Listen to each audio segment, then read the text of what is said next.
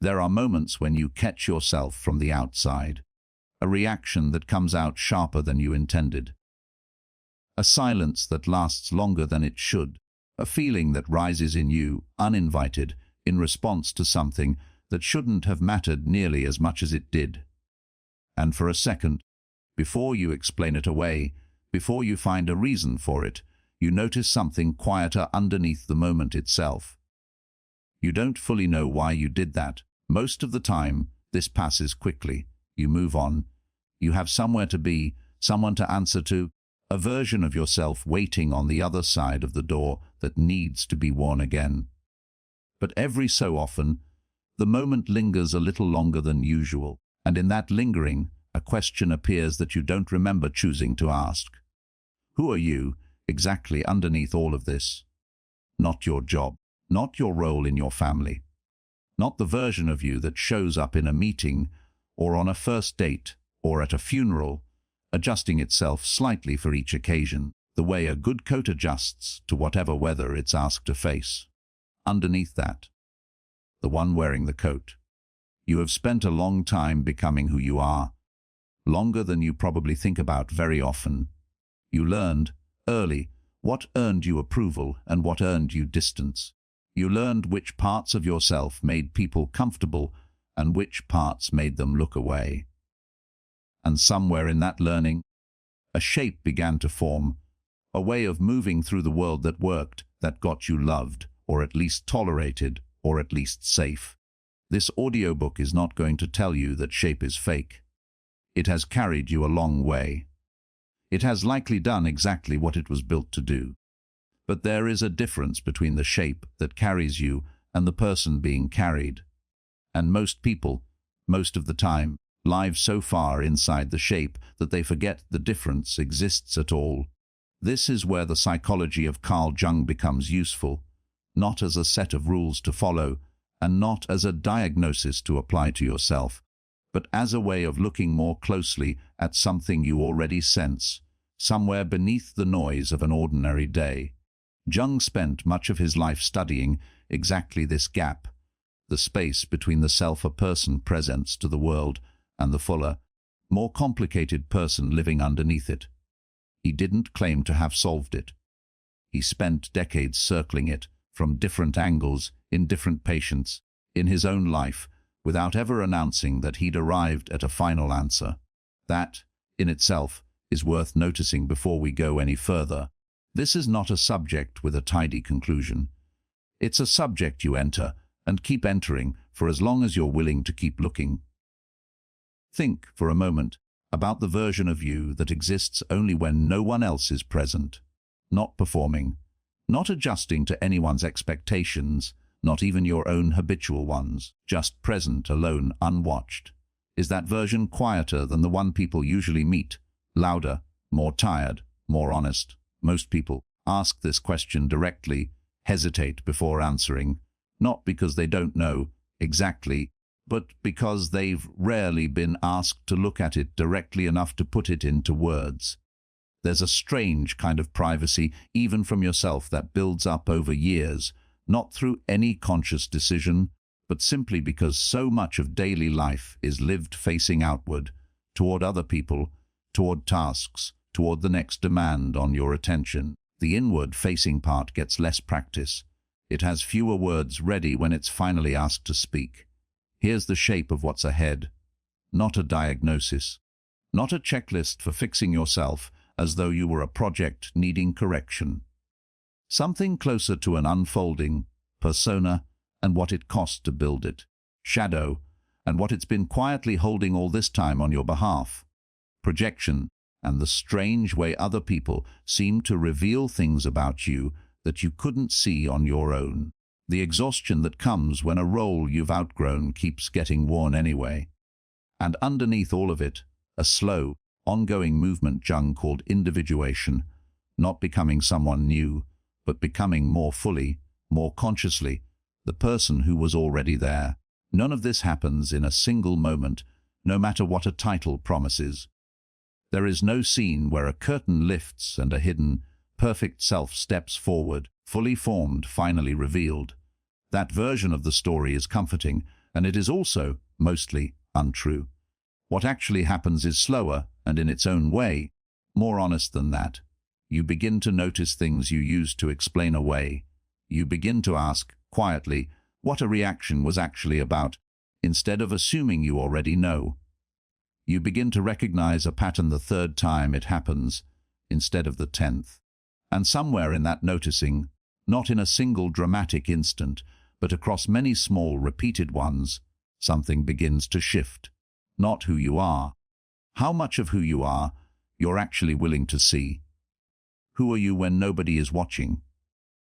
Sit with that question for a moment before moving forward. Don't answer it yet. Just let it exist, quietly, the way it exists most of the time anyway, somewhere beneath the surface of an ordinary day. The rest of this audiobook is, in many ways, simply an attempt to walk closer to that question without flinching away from it too quickly, the way most of us have learned to do. Long before you had the words for it, you were already learning something essential, which version of you was welcome, and which version was not. A child does not arrive in the world already knowing how to be acceptable. That knowledge gets built, gradually, through thousands of small signals. A parent's approval, a friend's laughter, a teacher's disappointment, a sibling's teasing. Each of these moments taught you something, quietly, about which parts of yourself to bring forward and which parts to keep out of view. Not through any single lesson, and not through anything anyone necessarily meant to teach you. Just through the accumulated weather of growing up somewhere, among particular people with particular expectations. Jung had a name for the identity that forms out of this process. He called it the persona, a word borrowed from the masks worn by actors in ancient theatre, worn not to hide the actor entirely, but to project a specific character clearly enough for an audience to recognize from a distance. Your persona works in something like the same way. It is the face you present to the world, competent, easygoing, responsible, strong, agreeable, whatever combination of traits your particular life has rewarded and reinforced. It is not, in itself, a lie. This matters enough to repeat clearly. The persona is not fake. It's often a genuinely useful adaptation, built out of real qualities you actually possess, arranged in a way that lets you function smoothly in a world that has certain expectations of you. Think about the version of yourself that shows up at work, organized perhaps, reliable, even-tempered, even on the days when even-tempered is the last thing you actually feel. This version of you isn't necessarily dishonest. It may draw on real discipline, real capability, real care about doing the work well. But it is also, undeniably, curated, a particular slice of everything you contain, presented because it's the slice that fits the room you're standing in. This becomes complicated not because the persona exists, but because of how easy it is to forget it's a persona at all. Consider someone who has spent 15 years being known, primarily, as capable, reliable, the one who holds things together. At first, this identity was simply useful. It opened doors, earned trust, made life more workable. But over time, something quieter happened underneath the usefulness. The identity stopped feeling like something worn and started feeling like something absolute, falling short of capable, even briefly, even privately, began to feel less like an ordinary human moment and more like a kind of failure to be who they actually are. This is the point where Jung's thinking becomes genuinely useful rather than simply descriptive. The problem was never that this person built a capable persona. The problem is that, somewhere along the way, the role became more important than the person playing it. The mask stopped being something worn for a particular occasion and became mistaken for the face underneath it. What happens when the role becomes more important than the person inside it? Something subtle and easy to miss for a long time. A quiet narrowing begins. Feelings that don't fit the role, tiredness, doubt, sadness, need, start to feel unwelcome, even in private, even when no one else would ever know. They get pushed further out of view, not because they've disappeared, but because there's no longer room for them inside the identity being maintained. And a strange kind of loneliness can start to grow, even in a life that looks, from the outside, entirely full. The loneliness of being known extremely well by everyone for a version of yourself that isn't quite the whole of who you are. This isn't a flaw unique to any particular person. It's closer to a universal pattern because nearly everyone builds some version of a persona out of simple necessity. You cannot walk into every room as your entire, undifferentiated self, moment to moment, with no adjustment at all. Some adjustment is not dishonesty. It's closer to translation, presenting yourself in a form the situation can actually receive. The distinction worth holding on to, gently, is this: a persona becomes a problem not because it exists, but because of how tightly you hold it. Worn consciously, it's a tool, something you put on for a particular purpose, aware, somewhere in the background, that it isn't the entirety of who you are. Worn unconsciously, mistaken for the whole truth of your identity, it becomes something closer to a cage, however comfortable and familiar that cage might have become. There's a quiet test worth noticing without needing to act on it immediately. When the role you're known for is threatened, when your competence is questioned, when your usual role in a relationship is disrupted, when the identity people expect from you suddenly doesn't fit the moment you're actually in. What happens inside you? Is there a person underneath who remains steady, aware that the role is only part of a larger picture? Or does the disruption feel like something closer to an identity crisis, disproportionate to the actual event that triggered it? Neither answer is something to judge yourself for. Both are simply information, a way of noticing how tightly the mask has been fastened, and how much room remains underneath it for the rest of you.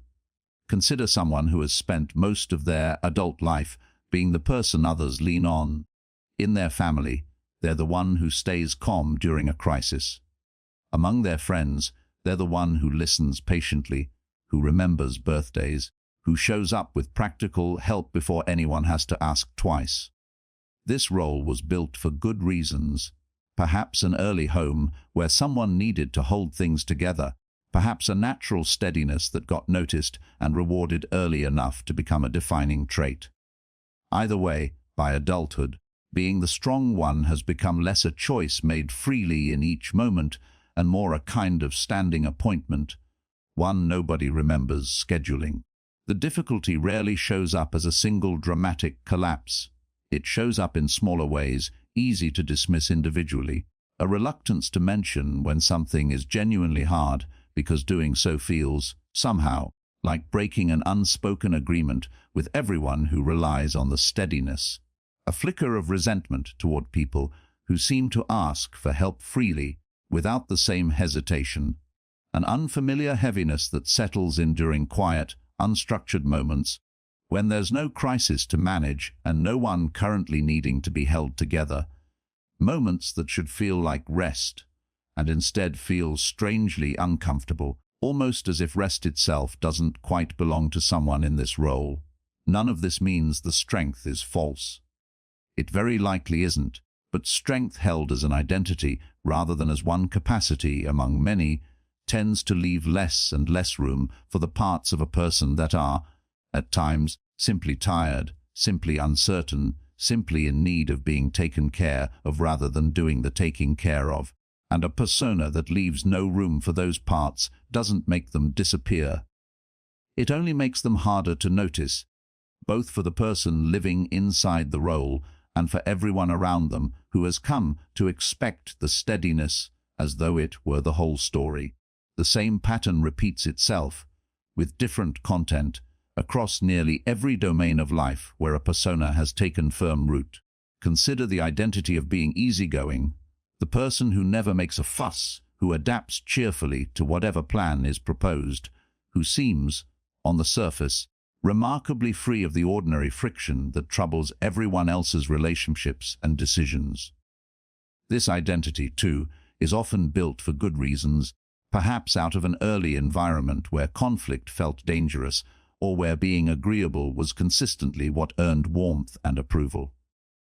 Worn consciously, an easygoing disposition is a genuine gift, both to the person who has it and to everyone around them. Worn as an unquestioned identity, it can quietly become something closer to a prison. A person who has forgotten, after years of automatic agreeableness, what their own actual preferences even are, having overridden them so consistently for so long that locating them again requires real, sometimes uncomfortable effort. This is worth sitting with for a moment, because it illustrates something true of nearly every persona, regardless of its particular content. The specific mask varies enormously from person to person. Capable, easygoing, strong, successful, selfless, whatever a particular life happened to reward most consistently. But the underlying dynamic tends to repeat itself with remarkable consistency. A genuinely useful adaptation, built for real and often admirable reasons, gradually calcifies into something closer to the entirety of an identity, leaving less and less room, over time, for whatever doesn't fit neatly inside it. This isn't a call to abandon your persona. That would be neither possible nor useful. You will always need some way of presenting yourself to a world that requires a recognizable shape to relate to. It's an invitation to remember, gently and repeatedly, that the shape is not the whole of you. It is one instrument, among several, that you happen to be playing extremely well. The chapters ahead are going to spend time with the parts of you that the persona, by its very design, tends to leave out. Not because those parts are more true than the persona, because they are just as real, and because most people spend far less time getting to know them. There is a version of you that you have spent years managing, not hiding entirely. That would be difficult to sustain, and most people don't fully manage it, no matter how hard they try. Managing, more like the way a person manages a room they'd rather not walk into too often. The door stays shut. The light stays off. Every so often, something forces its way out anyway.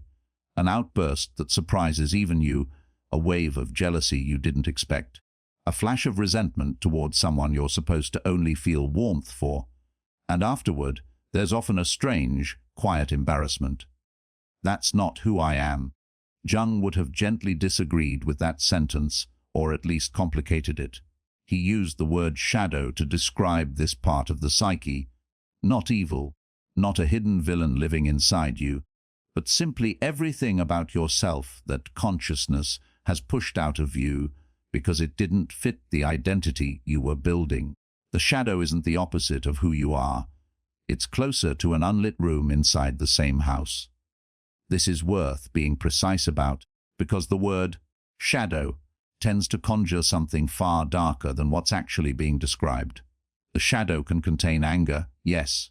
It can contain jealousy, insecurity, and impulses toward things you'd rather not admit wanting. But it can just as easily contain ambition you were taught was arrogant, desire you were taught was shameful, vulnerability you were taught was weak. Even confidence, in certain upbringings, gets pushed into the shadow, quietly labeled as something dangerous, something that invites punishment if shown too openly. Whatever gets exiled from the identity you were allowed to have becomes shadow material, regardless of whether it's conventionally good or bad. The shadow is defined not by its content, but by its relationship to consciousness. It is what you have stopped looking at directly. Consider someone raised in a household where anger was treated as dangerous, where a raised voice meant chaos or punishment or the withdrawal of love. That person likely learned, early and thoroughly, to suppress anger whenever it arose, to the point where, as an adult, they may genuinely believe they simply don't get angry very often. And yet, watch closely, and a pattern often becomes visible. The anger hasn't disappeared. It has migrated, showing up as a persistent undertone of irritability that seems to come from nowhere, or as passive resistance in relationships, quiet withdrawal instead of honest confrontation, or as a sharp overreaction to something minor, disproportionate to the actual trigger, because the disproportion is coming from years of unexpressed material finally finding a crack to escape through. This is one of the more important and more counterintuitive ideas at the center of this section. Rejecting a feeling does not make it disappear. It may simply make you less conscious of it, and a feeling operating outside of consciousness doesn't lose its power. If anything, it becomes harder to manage, precisely because you can no longer see it clearly enough to respond to it deliberately. It moves instead into your tone of voice, your body, your relationships, the specific way you tend to sabotage things right when they're going well.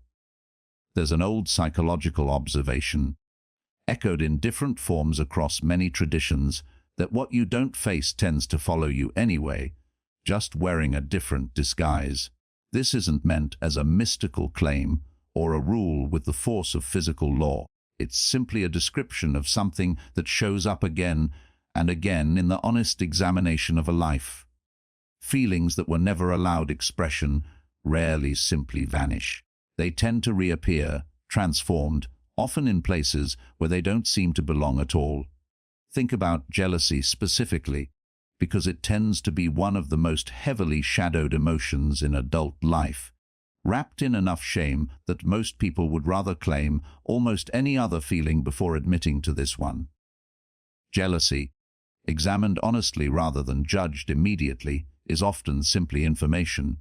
It tends to appear precisely where you feel some lack, some absence, some desire you haven't given yourself full permission to pursue. A friend's success that produces an uncomfortable tightness in your chest is rarely actually about begrudging them their success.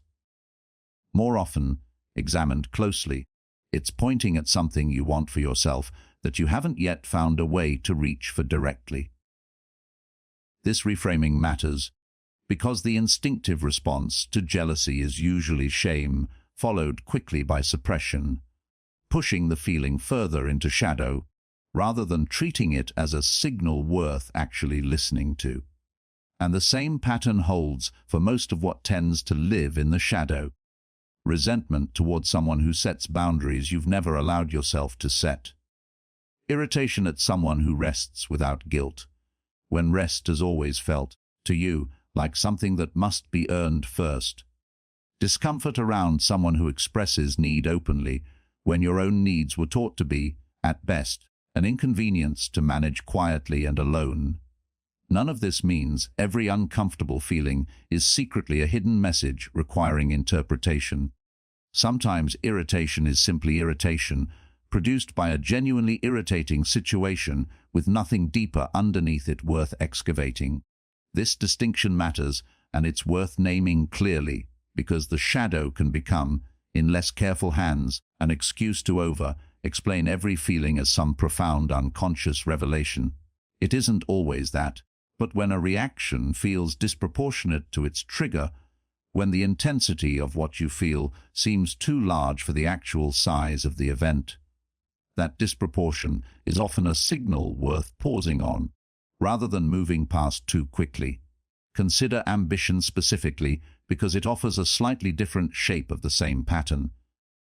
In certain families, in certain cultures, wanting more recognition, more success, more visibility, gets quietly coded as arrogant or greedy or somehow unbecoming.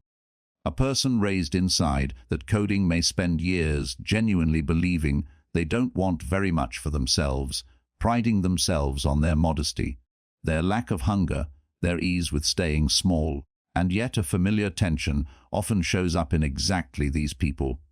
A quiet restlessness that has no clear object, an unexplained resentment toward people who pursue their ambitions openly, a persistent, low-grade dissatisfaction that never quite resolves, no matter how much genuine gratitude they also feel for what they already have. Here, the shadow isn't holding something ugly.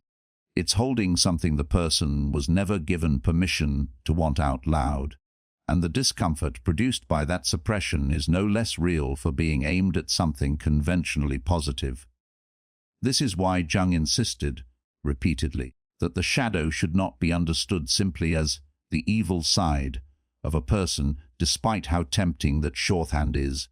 It is better understood as everything currently living outside conscious awareness. Some of it uncomfortable in ways that map onto conventional ideas of darkness. Some of it uncomfortable simply because it was never welcomed by the people who shaped your early sense of what was acceptable to be. There's a specific kind of discomfort that arises the moment you start looking toward your own shadow honestly, and it's worth naming directly rather than pretending it isn't there. It doesn't feel pleasant.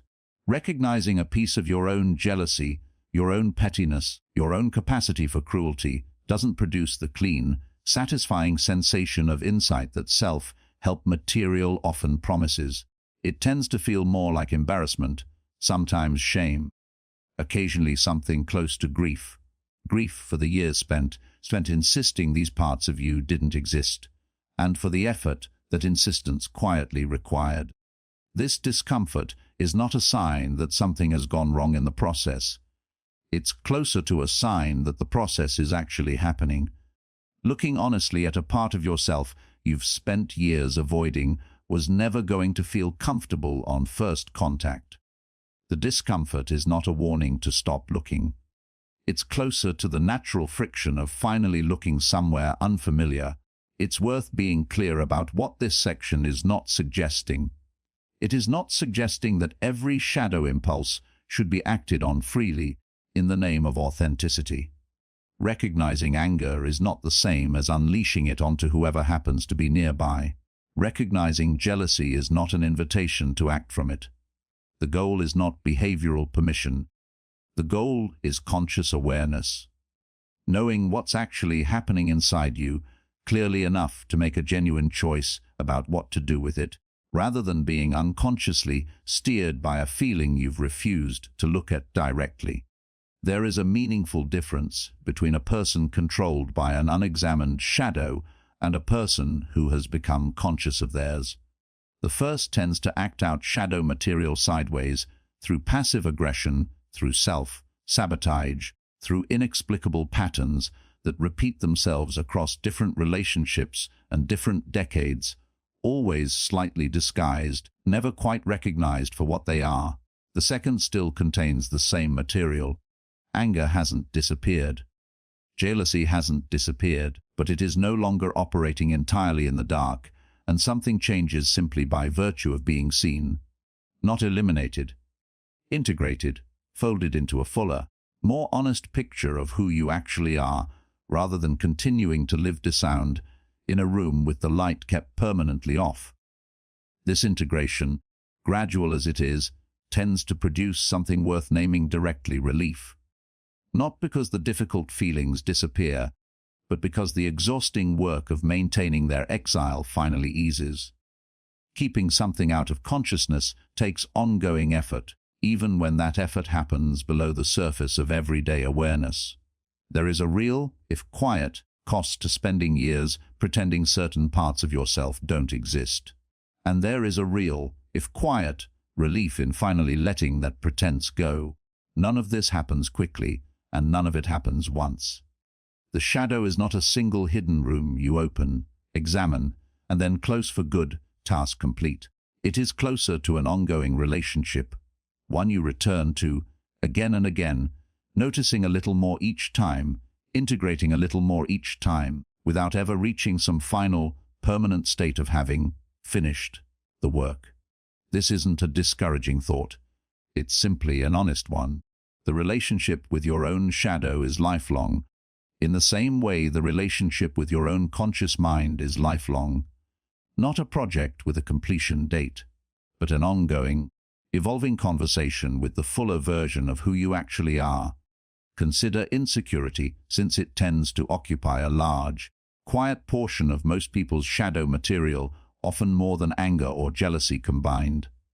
Insecurity rarely gets displayed directly, because displaying it openly tends to feel, for many people, like handing over a vulnerability that could be used against them. So it hides instead behind other, more acceptable presentations, a need for constant reassurance disguised as simply being thorough, a difficulty accepting compliments disguised as modesty, A persistent, low-level anxiety about being good enough, quietly steering major life decisions while presenting itself outwardly as ambition or diligence or high standards. The trouble with insecurity, kept this well hidden, is that it continues to make decisions on your behalf without ever being consciously acknowledged as the thing actually doing the deciding. A career choice made not from genuine interest, but from an unexamined need to finally feel adequate. A relationship maintained not from genuine connection, but from a quiet fear that leaving would confirm some old, unspoken suspicion of being unlovable. These decisions can look, from the outside and even from the inside, like ordinary choices made for ordinary reasons. It's only in looking more closely, with real honesty, that the insecurity underneath them becomes visible, not as a flaw to be ashamed of, but as a piece of the psyche that has been making important decisions from the shadows, precisely because it was never invited into the light. Vulnerability deserves its own attention here as well, because it often gets shadowed for reasons that have nothing to do with the vulnerability itself being shameful, and everything to do with what happened the last time it was shown openly. A person who was mocked, dismissed, or punished for showing need or uncertainty in childhood tends to build, understandably, a strong wall around that particular tenderness. By adulthood, the wall has often become so familiar that it no longer feels like a wall at all. It feels simply like who they are. Self-sufficient, unbothered, fine always, regardless of what's actually happening underneath. The cost of this arrangement rarely announces itself directly. It tends to show up instead as a subtle but persistent distance in close relationships. A partner or friend who senses, correctly, that something real is being withheld, even when they can't quite name what. It can show up as a body that carries tension nobody consciously placed there, tightness that has nowhere else to go because the feelings that might otherwise move through it have been quietly denied an exit. And it often shows up, eventually, as a kind of loneliness that persists even in the presence of people who genuinely care. A loneliness born not from lack of connection available, but from the sheer effort required to keep an entire dimension of yourself permanently out of view, even from the people closest to you. It's worth mentioning, briefly and without overstating it, that Jung paid close attention to dreams as one possible avenue through which shadow material tends to surface, when it isn't being consciously acknowledged during waking life. This is worth holding as a psychological interpretation rather than an established fact. Dream interpretation of this kind isn't something that can be proven in a strict scientific sense, and it shouldn't be treated as though it were. But the underlying observation is a useful one regardless of how literally the dream material itself gets interpreted. Material pushed out of conscious awareness doesn't simply vanish. It tends to find other channels. A recurring dream that unsettles you for reasons you can't quite explain, a strong reaction to a stranger that seems out of proportion to anything they actually did, a slip of the tongue that says, briefly, something closer to the truth than what was intended. None of these are proof of anything in particular, taken alone. But taken as a pattern, over time, they tend to point in a consistent direction, toward material that hasn't yet been given a conscious hearing, quietly continuing to seek one anyway. Fear deserves its own mention here, separate from the anxious, generalized insecurity described earlier, because fear tends to hide in a slightly different way. Where insecurity often gets disguised as high standards or thoroughness, fear tends to get disguised as practicality, as sensible caution, as simply being realistic, as prudent risk management. A person who has quietly organized much of their life around avoiding a specific old fear rarely experiences it as fear at all, most of the time. It presents itself, instead, as a series of reasonable, sounding decisions, each one individually defensible, that happen to consistently steer away from anything resembling the original threat. Consider someone who experienced a painful, public failure earlier in life. a business that collapsed visibly, a relationship that ended in a way that felt humiliating, a moment of being wrong in front of people whose opinion mattered enormously. Years later, that same person may describe themselves as simply cautious, simply someone who prefers a sure thing to an uncertain gamble. And there may be real wisdom folded into that caution. But underneath it, often, sits an old fear, never fully processed, quietly vetoing any option that even resembles the conditions of the original wound, not because those options are genuinely unwise, but because they carry an echo the nervous system recognizes and wants, understandably, to avoid revisiting. This kind of fear is difficult to spot precisely because it doesn't announce itself as fear. It arrives dressed as good judgment, and good judgment is much harder to question than an obvious phobia. Noticing it usually requires a specific kind of honesty, asking not simply, "Is this decision reasonable?" but "Would I still be making this same reasonable sounding decision if I had never been hurt in that particular way all those years ago?"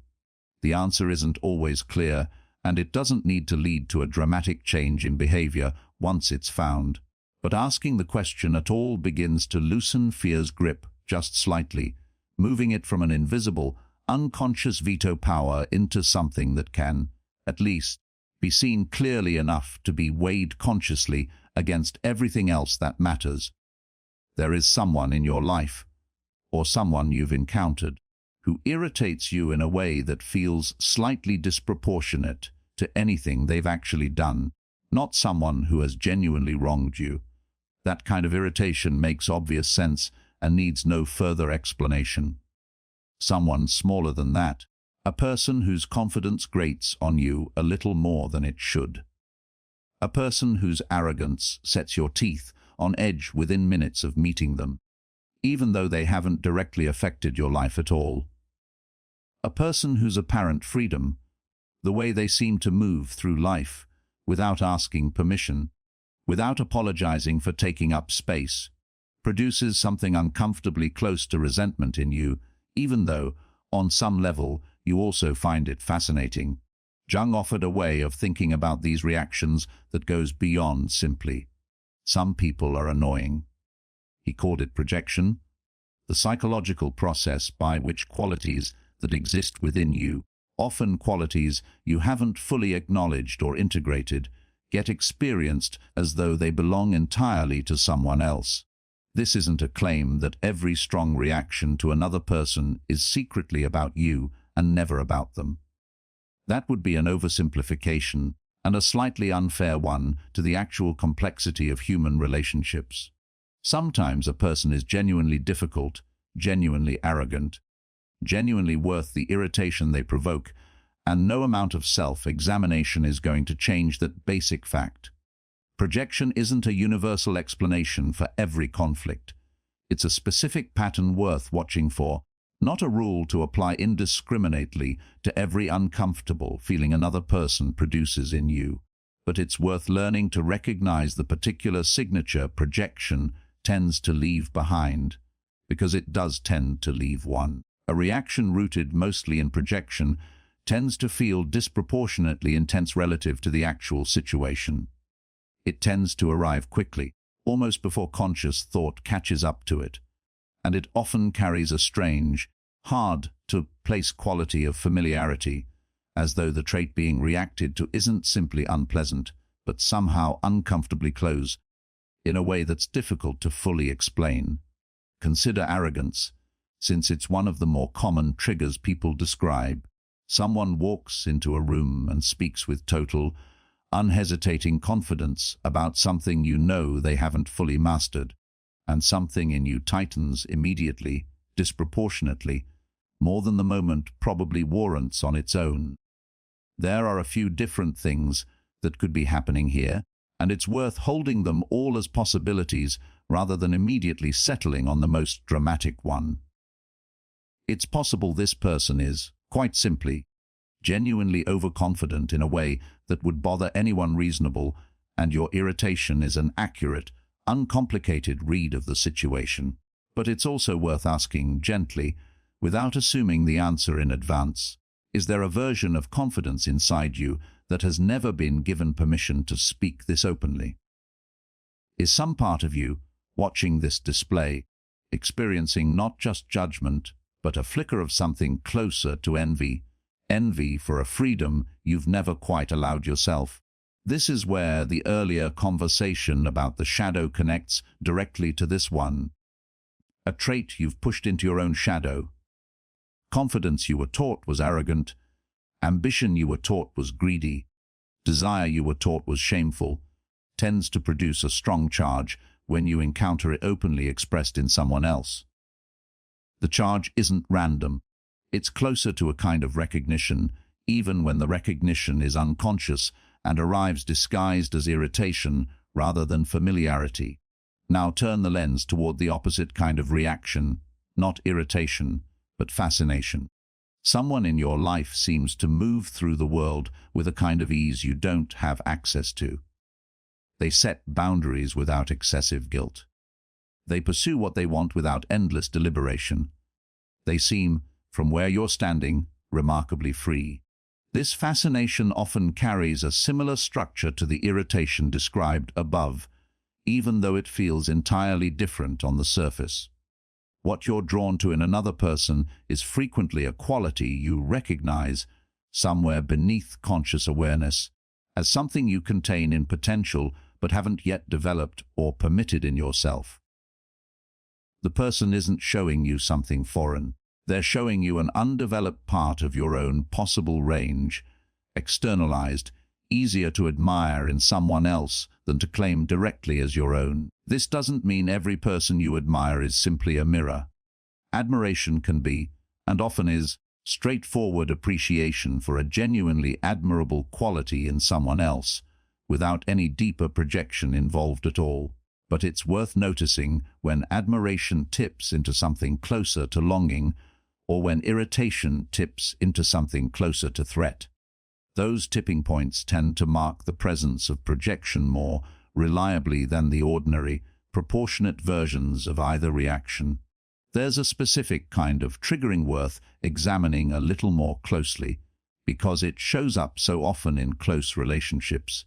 Being frustrated by someone else's vulnerability or someone else's weakness in a way that feels harsher than the situation seems to call for. A partner cries easily, and something in you responds not with tenderness, but with a flash of contempt you're not proud of. A friend admits uncertainty about a decision, and instead of empathy, you feel an unexpected surge of impatience. Very often, underneath reactions like these, sits an old, deeply buried rule, a rule that says vulnerability is dangerous or weakness invites punishment, learned early, in circumstances where showing need or uncertainty genuinely wasn't safe. When someone else displays the very vulnerability you learn to armor yourself against, it can unconsciously feel like they're breaking a rule you've spent years enforcing on yourself at real cost. The irritation isn't really about them. It's about the exhausting discipline you've maintained and the resentment of watching someone else seemingly get to skip it. None of this is meant to be applied with certainty, as though every uncomfortable reaction to another person can be confidently decoded on the spot. Jung himself approached this material with more curiosity than certainty, treating projection as a hypothesis worth investigating rather than a fact to be declared. The useful posture here is not, "I now know exactly what this reaction means about me." It's something gentler and more open. "I wonder what this reaction might be showing me if I stay curious about it instead of dismissing it immediately." The key question, worth returning to quietly whenever a disproportionate reaction to someone else arises, is simply this: what is this person showing me about myself? Sometimes the honest answer, after genuine reflection, really is nothing. Sometimes a difficult person is just a difficult person, and the discomfort they produce needs no deeper excavation. But often, especially with reactions that feel unusually intense, unusually quick, or unusually persistent across many different people and situations, there is something worth sitting with a little longer. A part of yourself you've disowned, showing up in someone else's face, asking quietly to finally be recognized. This practice, pausing on a strong reaction to someone else and asking what it might be reflecting back, doesn't require dramatic self-analysis every time you feel irritated at a stranger in traffic. It's meant for the reactions that repeat, the ones that follow a pattern across different people and different years, the ones that feel oddly personal even when the other person barely knows you exist. Those are the reactions most likely to be carrying something worth examining, and there's a quieter benefit to this practice beyond simple self-knowledge. Relationships tend to improve, sometimes considerably, once a person begins distinguishing between what another person has actually done and what an old, unexamined part of themselves is reacting to. Conflicts that once felt unresolvable start to soften, not because the other person changed, but because the reaction to them became more conscious, more accurate, and less driven by material that was never really about them in the first place. This is, in its own way, one of the more practical gifts hidden inside Jung's psychology. It doesn't ask you to like everyone or to excuse genuinely harmful behavior by reframing it as your own projection. It simply asks you to stay curious about your own strongest reactions, rather than assuming, automatically, that every intense feeling about another person is purely and simply about them. Consider a fairly ordinary workplace scenario. A colleague, younger and less experienced, speaks up in a meeting with an idea that isn't fully developed, delivered with more confidence than the idea itself has earned, and something in you bristles more sharply than the moment seems to call for. You find yourself, afterward, replaying the interaction, irritated in a way that lingers longer than it should for something so minor. It's worth asking, honestly, what's underneath that irritation. One possibility is straightforward: the idea genuinely was underdeveloped, and pointing that out, even internally, is simply an accurate professional judgment. But it's worth also asking a second, less comfortable question. Is there a version of that same confidence, speaking before every detail has been perfected, taking up space before full credentials have been earned, that you've never allowed yourself? If so, the irritation may be carrying a second layer underneath the professional judgment, a kind of envy, quietly resentful of a permission this colleague seems to have granted themselves, that you've spent years withholding from yourself. This doesn't mean the professional judgment is wrong. Both things can be true simultaneously. The idea can genuinely need more development, and the intensity of your reaction to it can still be worth examining for what else it might be carrying. Projection rarely operates in isolation from a legitimate, surface-level reason for a reaction. It tends to layer on top of one, amplifying an ordinary response into something considerably larger than the situation on its own would produce. Family relationships tend to be especially fertile ground for this kind of dynamic, precisely because the people involved have known each other long enough and closely enough for old patterns to run extremely deep. A parent who reacts with unexpected sharpness to a grown child's decision to leave a stable, respectable job for something riskier and less secure may be responding, at least in part, to a road they themselves once considered, and for whatever reason, didn't take. The child's choice isn't simply a choice being observed from a comfortable distance. It's landing on unresolved material of the parent's own, a life not lived, now being lived, visibly, right in front of them, by someone they love. This kind of projection can be especially difficult to untangle because it's wrapped in genuine, legitimate concern. The parent's worry about financial security is often entirely real and well-intentioned. But underneath the legitimate worry, there can also be something else moving, an old grief, an old envy, an old regret, never fully examined, surfacing now in a form that looks, on the surface, like ordinary parental concern. None of this is offered as a way of dismissing other people's feedback or feelings as just their projection. Whenever it's inconvenient to hear, that would be a misuse of the idea, turning a tool for self examination into a tool for avoiding legitimate criticism. The invitation here runs in the opposite direction, toward greater honesty with yourself about your own strongest reactions, not toward greater suspicion of everyone else's. It's worth developing a clearer, more practical sense of when a reaction is worth this kind of examination, since not every irritation deserves an afternoon of self-analysis. A few signs tend to appear together, worth watching for as a cluster rather than relying on any single one alone. The reaction arrives faster and more intensely than the situation, on its own, seems to warrant. It repeats, not with this one particular person, but across a range of different people who happen to share the specific trait in question. And there is often a strange, hard-to-place sense of being personally implicated, even when the other person's behavior has genuinely nothing to do with you. When these signs appear together, the reaction is usually worth sitting with a little longer, rather than accepting the surface-level explanation at face value.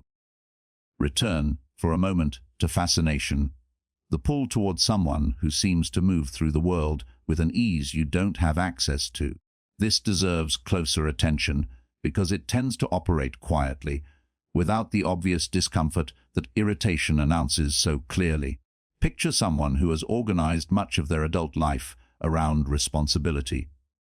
Plans made carefully in advance, decisions weighed thoroughly, spontaneity treated mostly as a risk to be managed rather than a pleasure to be enjoyed. And then picture their reaction to a friend or relative who does the opposite, who leaves a stable job on a hunch, who travels somewhere unplanned because the mood struck, who seems to trust their own impulses in a way that looks, from the outside, almost enviably light. The reaction to this kind of person is rarely simple disapproval, even when disapproval is part of what gets voiced out loud. Underneath the disapproval often sits something closer to longing, a quiet, half-acknowledged wish for a freedom that was never given permission to develop, buried under years of learning that responsibility was the only acceptable way to move through the world. The friend's spontaneity isn't simply admired or judged from a neutral distance. It's touching something closer to home, an undeveloped capacity in the observer, projected outward, easier to watch admiringly in someone else than to claim as a real possibility for themselves. This doesn't mean the observer should suddenly abandon responsibility in favor of spontaneity, as though the fascination were a direct instruction to imitate the other person's life. It means something gentler and more useful, that the intensity of the fascination is worth treating as information, pointing toward a part of the observer's own range that has gone quiet, or perhaps was never given room to develop in the first place, worth exploring, in whatever modest, appropriate form actually fits their own life, rather than either dismissed or acted out wholesale in imitation of someone else. There's a final version of this pattern worth examining, one that runs in something closer to the opposite direction from fascination: irritation at someone else's weakness, particularly a weakness that mirrors, in some hidden way, a struggle the observer has worked hard to overcome or hide in themselves. Picture someone who spent years building financial discipline after a period of real instability earlier in life, learning, slowly and with considerable effort, to budget carefully, to resist impulsive spending, to plan ahead in ways that once felt completely foreign.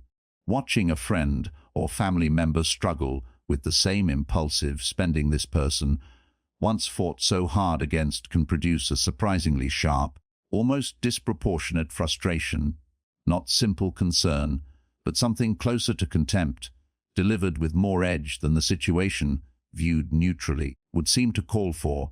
Examined honestly, this reaction often carries a specific charge that ordinary concern doesn't. It isn't only frustration at watching someone struggle. It's frustration mixed with something closer to threat, as though the other person's visible struggle is somehow undermining the hard-won discipline the observer worked so painfully to establish in themselves. There can be an unspoken resentment buried in the reaction, if I had to work this hard to overcome this exact weakness, why does it seem so easy for you to simply give in to it? This kind of projection tends to be especially difficult to recognize because the observer's underlying discipline is genuinely admirable and their concern for the other person is often genuinely well-intentioned.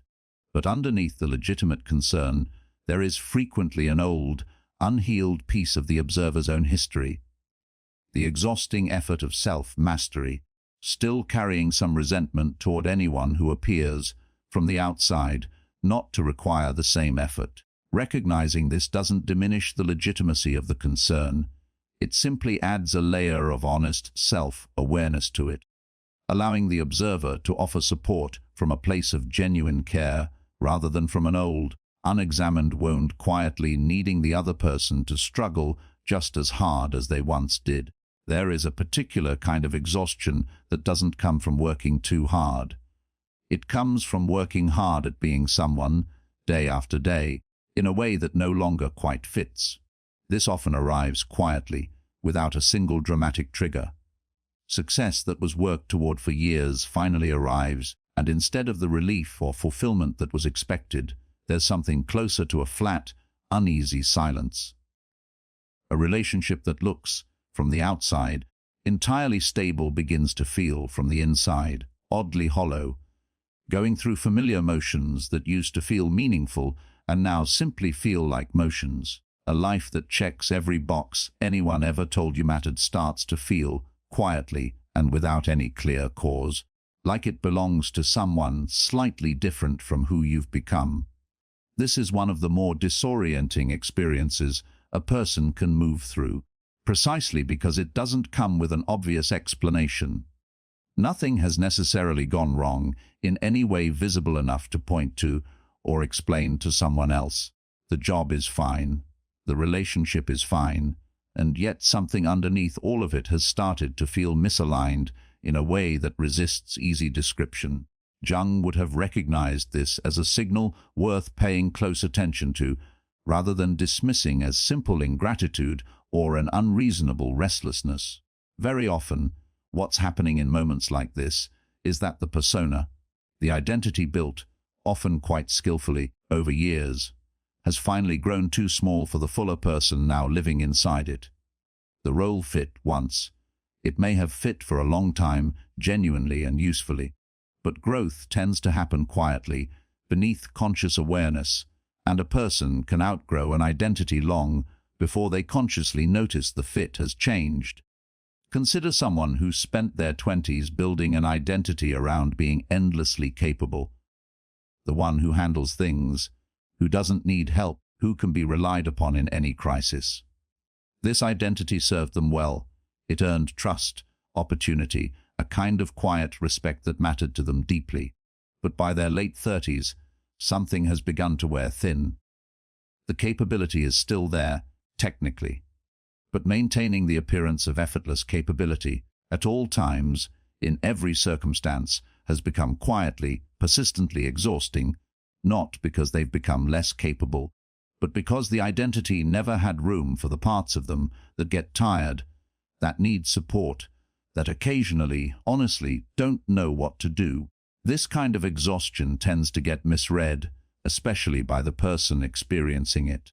It often gets interpreted as burnout in the narrow sense, needing a vacation, needing less on the calendar, needing better boundaries at work. Those things may genuinely help, but underneath the surface, level fatigue, something deeper, is often asking a different, less comfortable question. Is this identity, built years ago out of real necessity, still an accurate fit for who I actually am now? Or have I simply kept performing it because stopping felt riskier than continuing? There's a specific kind of crisis worth naming directly, because it tends to arrive precisely at moments that look, from the outside, like success. A long-sought promotion arrives, and instead of satisfaction, there's a strange emptiness underneath the achievement. A relationship reaches the milestone it was always working toward, and instead of relief, there's an unexpected, disorienting flatness. This isn't ingratitude, and it isn't a flaw in the person experiencing it. It's often a signal that the goal being pursued was defined by an earlier version of the self, a version shaped heavily by outside expectation, by what looked impressive, by what seemed to prove something to someone whose approval mattered enormously at the time. And once achieved, the goal reveals, quietly and without much drama, that it was never quite aligned with who the person underneath the achievement had actually become. This is uncomfortable territory, and it deserves to be treated as such rather than smoothed over with easy reassurance. Realizing that years of effort were poured into a goal that no longer feels meaningful is genuinely painful. It can feel, for a while, like the years were wasted, or like something has gone fundamentally wrong. It's worth naming clearly that this feeling, however disorienting, is not necessarily a sign of failure. It can be, instead, a sign of psychological transition, evidence that the person doing the wanting has grown, even if the goal they were chasing hasn't caught up yet. The exhaustion of constant performance deserves particular attention here, because it tends to build so gradually that it's easy to miss until it becomes overwhelming. Performing a role convincingly day after day requires a kind of ongoing internal labor that rarely gets acknowledged, even by the person doing it. Every interaction requires some degree of translation, presenting the version of yourself appropriate to the room, managing the parts that don't fit, monitoring how you're being received. This labor is invisible, and because it's invisible, it's easy to underestimate how much it actually costs, cumulatively, across years. When that cost finally becomes impossible to ignore, it often shows up not as a single collapse, but as a persistent, low-grade sense of being lost. A strange contradiction where a person can appear from the outside entirely successful, entirely put together, while feeling, privately, uncertain about who they even are anymore, beneath everything they've built. This contradiction is worth taking seriously rather than dismissing as ingratitude or self-indulgence. It is one of the more common ways this particular psychological transition announces itself. There's a shift in the questions being asked, worth noticing carefully, because it marks something significant beginning to move. For a long time, the operative question, often unconscious, has been some version of, who am I supposed to be? Supposed to, according to family expectation, according to cultural script, according to whatever earned safety and approval earliest in life. This question, while exhausting to live inside indefinitely, is at least familiar. It has clear enough answers, even if those answers no longer feel entirely true. The shift that begins to happen, often slowly and with considerable discomfort, moves toward a different, less familiar question: who am I when I stop performing? This question is harder to answer, and it's supposed to be. It doesn't come with a script, because the entire point of the question is to look past the script that's been running for years. It asks for something closer to direct contact with whatever remains once the performance is set down, even briefly, even privately, which, for many people, is territory that hasn't been visited in a very long time, if ever at all.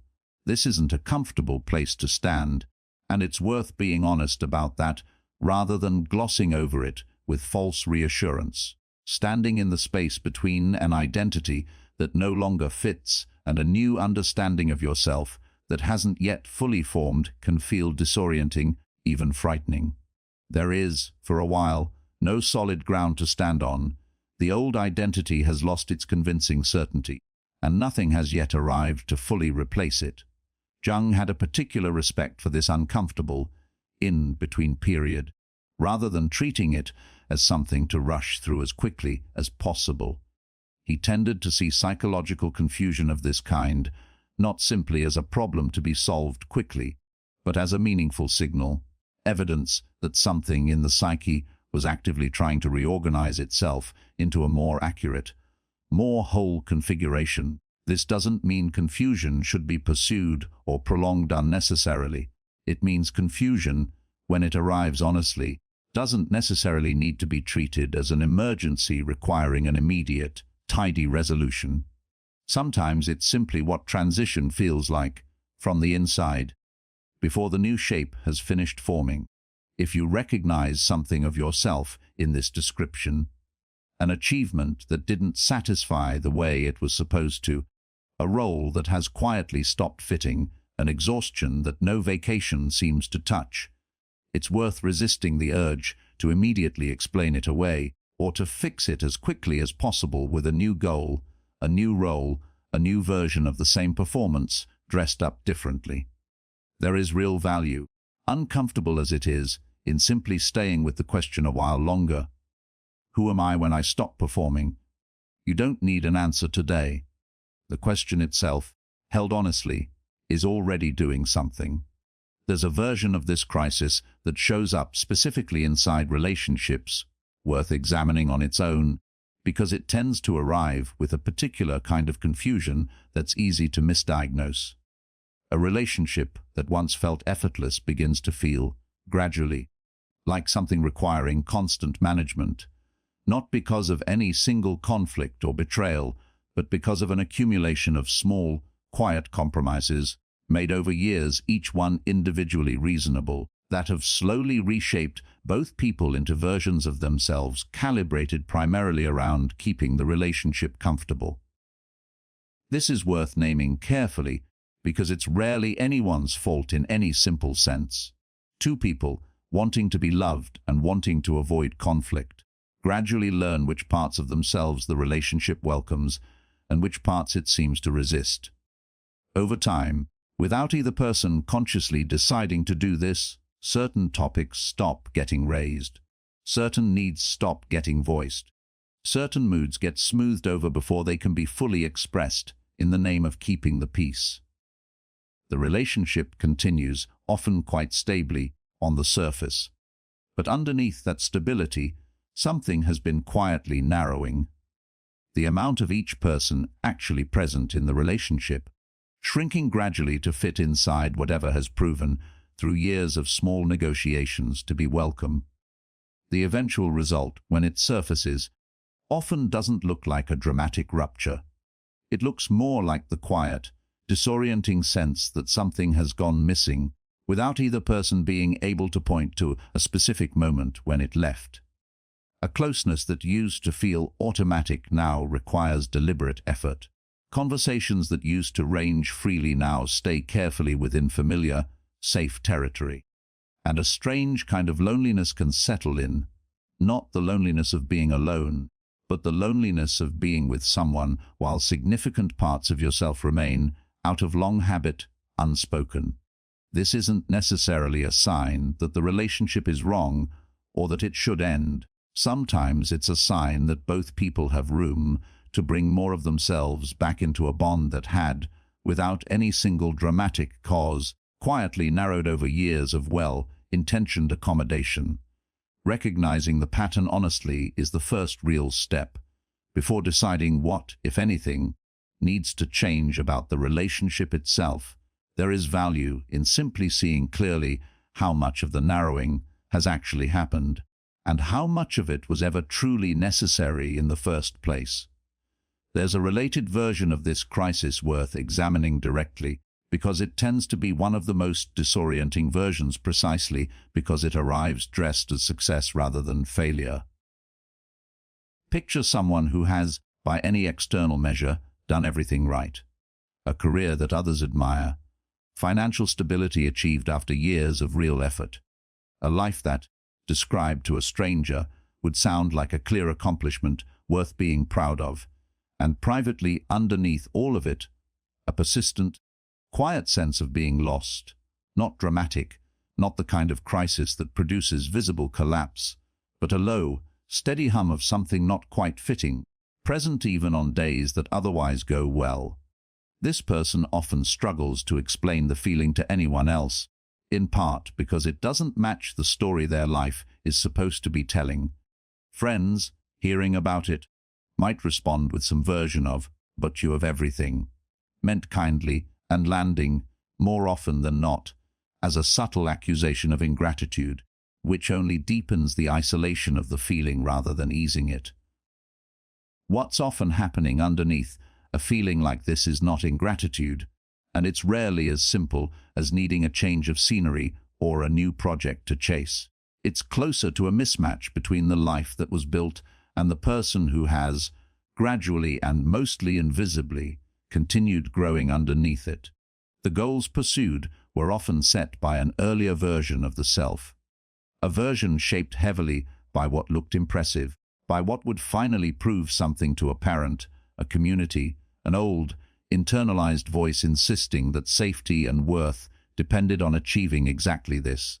Once achieved, the goal reveals something uncomfortable. The achieving self and the person who did the achieving are not, in this moment, quite the same person anymore. This gap tends to widen quietly over years, precisely because external success has a way of making internal misalignment easy to ignore. As long as the outward markers keep accumulating, there's little external pressure to stop and ask whether they still mean what they once meant. It's often only in a quieter moment, an unstructured weekend, an illness that forces a pause, a milestone reached without the expected satisfaction, that the gap becomes impossible to keep ignoring any longer. Sitting with this kind of realization is genuinely difficult, and it deserves to be treated with patience rather than urgency. It does not mean the years spent building this life were wasted, even though it can feel that way in the rawest early moments of noticing the mismatch.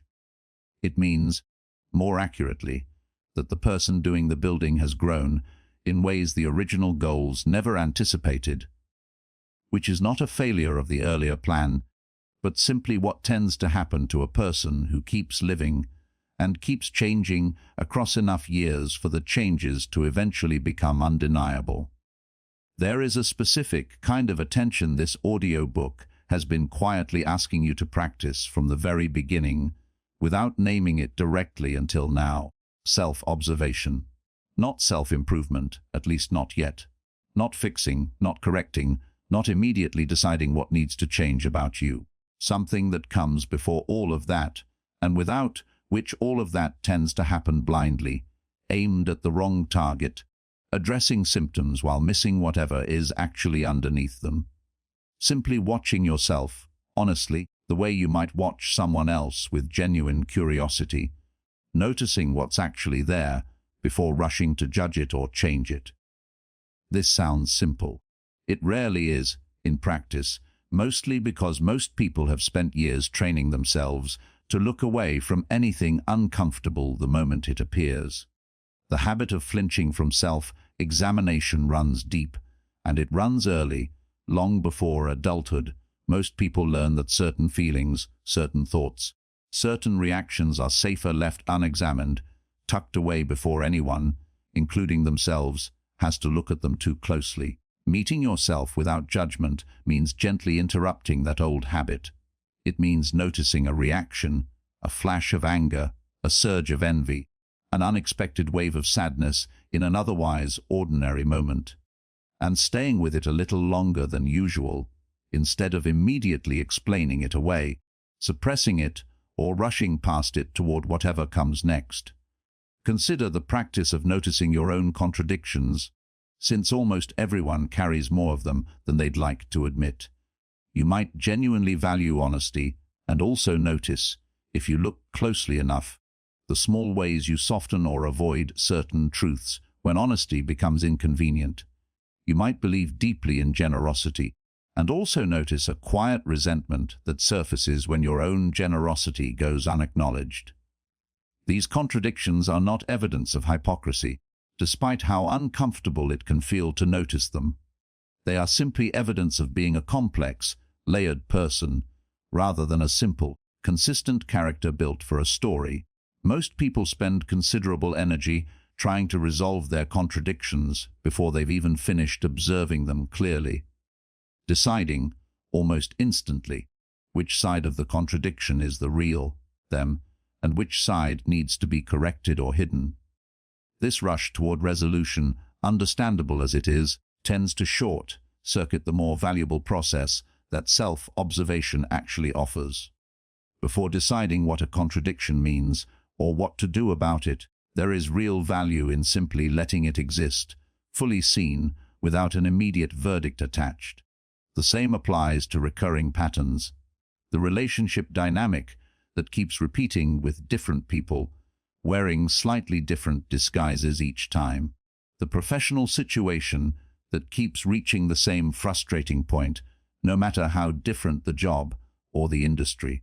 The emotional reaction that shows up reliably in a particular kind of moment, regardless of who's involved or what the specific circumstances happen to be. Patterns like these are often trying to communicate something in a language that took years to develop and rarely announces itself directly. Noticing a pattern honestly, without immediately jumping to blame, either blaming yourself harshly or blaming everyone else involved, creates the conditions for actually understanding what the pattern is about, rather than simply repeating it once again, disguised as something new. This is worth being precise about, because there's a meaningful difference between self-observation and self-criticism, even though they can feel similar from the inside, especially to someone who has spent years being hard on themselves in the name of self-improvement.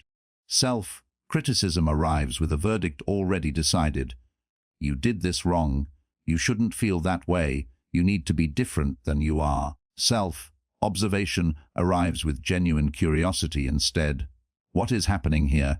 What does this reaction seem to be about? What might this pattern be trying to show me if I stay with it a little longer? Meeting yourself without judgment does not mean approving of every behavior you observe in yourself. It's worth being direct about this, because the phrase can sound, on first hearing, like a permission slip for anything at all. It isn't. Becoming conscious of a harmful pattern is not the same as excusing it, and the goal of self-observation was never to arrive at a place where nothing about yourself ever needs to change. The goal is to understand what's actually happening within you clearly enough to make a genuine, informed choice about what to do with it, rather than being blindly steered by an old pattern you've never fully looked at, repeating it unconsciously over and over, simply because it was never seen clearly enough to be examined. There's a particular kind of honesty required here that goes beyond simply noticing pleasant or neutral things about yourself. It includes noticing your fears, the specific ones, not the vague, generalized version everyone claims to have, but the particular fear that shows up reliably in a particular kind of situation, the one that makes your chest tighten before you've even consciously registered what's happening. It includes noticing your desires, especially the ones you've learned to be embarrassed about, the ones that don't fit neatly into the version of yourself you're used to presenting. It includes noticing the internal conflicts that never quite resolve, wanting two incompatible things at once, valuing two things that occasionally pull against each other, without pretending the conflict has a simple, clean solution. This kind of looking takes practice, and it takes patience, because the instinct to look away remains strong for a long time, even once the value of looking has been genuinely understood. It's worth building this practice gradually, rather than expecting a single moment of dramatic self-confrontation to produce lasting change. A quiet habit of checking in honestly. What did I actually feel in that moment, and why might that be? Repeated regularly, tends to accomplish considerably more over time than an occasional, intense burst of self-analysis that isn't sustained afterward. Picture what this actually looks like in an ordinary moment, rather than as an abstract idea. You're in a conversation, and someone says something mildly critical, not cruel, not even entirely unfair, just a small observation that lands harder than it probably should. In the old pattern, this moment passes almost instantly. A flash of hurt, quickly buried under a reasonable-sounding response, and the conversation moves on, the feeling tucked away before it's had any chance to be examined. Self-observation asks for something slightly different, without requiring you to interrupt the conversation itself or make a visible scene out of an internal moment. It asks for a small, private pause, noticing, as the hurt arises, that it's there, rather than immediately moving past it. What does this actually feel like, physically, in this moment? Where does it seem to sit? Chest, stomach, throat? What is the specific thought riding along with the feeling? Something like, they think I'm not good enough, or I always do this wrong.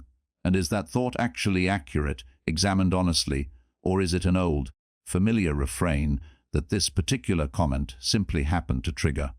None of this needs to happen instantly, or perfectly, or in the middle of the conversation itself.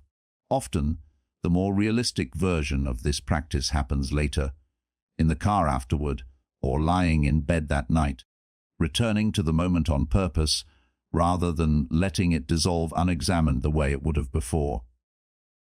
What did I actually feel back there? What was I telling myself about what it meant? Is that story the whole truth, or only a familiar, well-worn piece of it?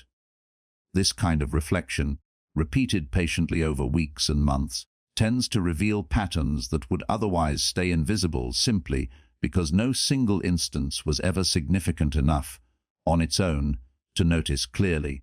The same story showing up in slightly different clothing, again and again, until it finally becomes recognizable as a pattern rather than a series of unrelated incidents. And recognizing the pattern, even without immediately knowing what to do about it, changes something important. It moves the pattern from something happening to you, invisibly, into something you're now watching happen, which is, itself, the beginning of having some genuine choice in the matter. There's a particular kind of internal conflict worth learning to observe directly, because it tends to run quietly beneath a great deal of ordinary daily friction without ever being named clearly. The pull between what you want and what you feel obligated to do. Most people carry some version of this tension, and most people have learned, long before adulthood, to resolve it automatically in one direction or the other, without much conscious deliberation involved in the resolution. Consider someone who has spent years automatically choosing obligation over desire, almost as a reflex. Staying at a family gathering longer than they wanted to, taking on a work commitment they didn't have the energy for, agreeing to plans they didn't actually want, simply because saying no felt, somewhere beneath conscious awareness, unacceptable. Over time, this reflex becomes so automatic that the desire underneath it barely registers anymore.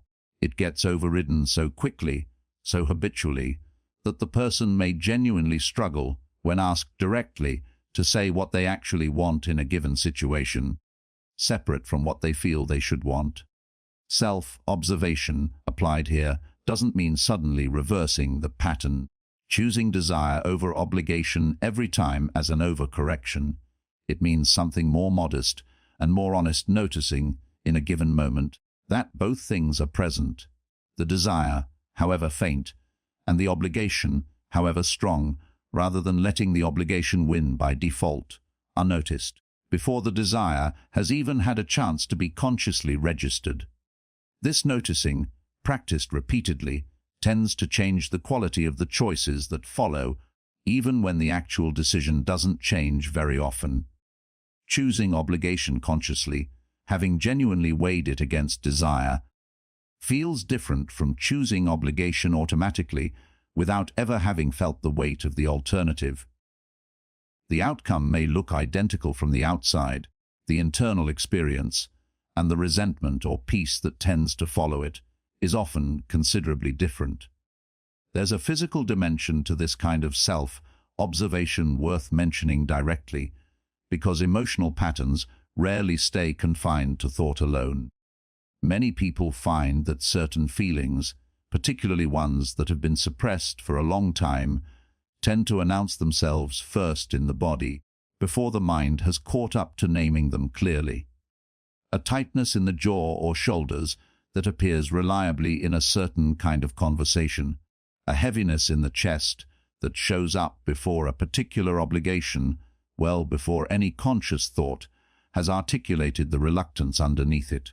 Learning to notice these physical signals, treating them as early, wordless information rather than background noise to be ignored, tends to make the entire practice of self-observation considerably easier, because the body often knows something is happening before the mind has finished constructing a reasonable-sounding explanation for it. Contradiction deserves a closer, more direct look here as well, because the discomfort of noticing it tends to make people move past it quickly, before it's had a chance to actually be understood. Picture someone who genuinely values independence, who has built real pride around not needing to lean on others, around handling difficulty alone rather than asking for help. And picture the same person, in quieter moments, aware of a persistent ache of loneliness that no amount of independence seems to touch.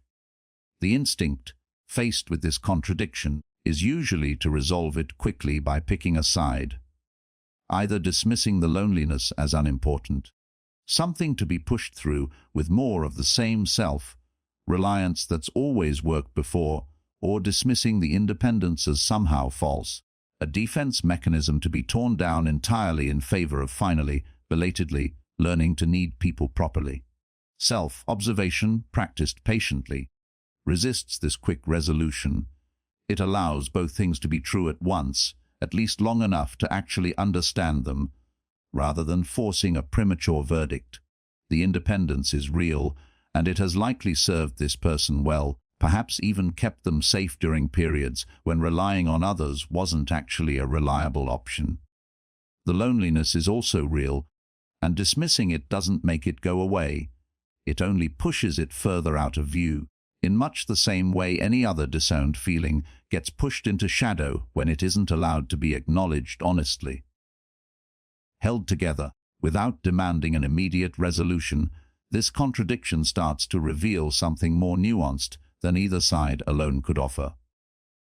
Perhaps independence, as this person has practiced it, has drifted further than necessary from genuine self-sufficiency into something closer to preemptive isolation, protecting against the risk of needing someone by simply not allowing the need to be felt at all. Seeing this clearly doesn't require abandoning independence as a value. It simply opens the possibility of loosening its grip slightly, enough to let a little more connection back in, without treating that loosening as some kind of failure or backslide. This is what meeting yourself without judgment actually produces over time in situations exactly like this one. Not a tidy resolution where one side of a contradiction wins and the other quietly disappears. Something more honest, both parts held together, examined with genuine curiosity until whatever adjustment actually makes sense becomes visible on its own, rather than being forced prematurely by the discomfort of simply not knowing yet. There's something worth naming about what this practice tends to produce over months and years of genuine effort. Not perfection, not the disappearance of difficult feelings or uncomfortable patterns, something closer to familiarity, a growing sense of actually knowing yourself, including the parts that are messy, contradictory, and occasionally embarrassing, rather than maintaining a carefully curated relationship with only the parts that are easy to accept. This familiarity tends to produce a particular kind of steadiness that's difficult to build any other way. A person who has spent real time meeting themselves honestly tends to be less thrown by their own difficult moments, not because those moments stop happening, but because they become recognizable rather than alarming. Anger arrives, and instead of panic or shame at its presence, there's something closer to quiet recognition. This again, I know something about where this tends to come from. That recognition doesn't eliminate the anger. It changes the relationship to it considerably in a way that tends to produce calmer, more deliberate responses than the old pattern of either suppressing the feeling entirely or being unconsciously controlled by it. This is, in its own quiet way, one of the more practical outcomes of the entire process this audiobook has been describing. Not a dramatic transformation into someone unrecognizable, a gradually deepening, increasingly honest relationship with the person who has actually been there all along, underneath every version of yourself you've ever presented to anyone else. Jung used a specific word for the long, ongoing process this audiobook has been describing from different angles throughout. He called it individuation. It's worth clarifying immediately what this word does not mean, because it's easily misunderstood. Individuation is not about becoming isolated or self-centered or cutting yourself off from other people in pursuit of some private, self-focused journey. It isn't about rejecting your relationships, your responsibilities, or your place within a larger community. If anything, people who move seriously through this process tend to become more capable of genuine connection, not less, because connection built on an increasingly honest sense of self tends to be sturdier, more real, than connection built on a performance that requires constant maintenance to sustain. This distinction deserves a little more room, because the word, individuation, can easily be mistaken, especially in a culture that already prizes independence rather heavily, for a kind of permission to prioritize personal growth above every other consideration, relationships, obligations, the needs of people who depend on you. That reading misses something essential about what Jung actually seemed to have in mind. Becoming more fully yourself was never meant to happen in isolation from the people and communities that make up an ordinary human life. In many respects, it happens most clearly through those relationships, tested and revealed by them, rather than achieved by withdrawing from them. Consider the difference between two people, both of whom decide, at some point in adulthood, to take their inner life more seriously. One interprets this as a mandate to distance themselves from anyone who doesn't immediately understand or support the change. Family, old friendships, obligations that suddenly feel inconvenient to a newly declared process of self-discovery. The relationships that remain tend to be the ones that ask the least of them, and the growth, such as it is, ends up happening in a kind of insulated space, untested by the genuine friction of other people's needs and perspectives. The other treats the same inner seriousness differently, not as a reason to withdraw, but as something that changes how they show up within their existing relationships and responsibilities. They become more honest with the people close to them, even when honesty is harder than the polished performance it replaces. They stay present with obligations that matter, while becoming more discerning about which obligations were ever genuinely theirs to carry, versus which were simply inherited without examination. Their growth gets tested constantly in the ordinary friction of family, friendship, and community.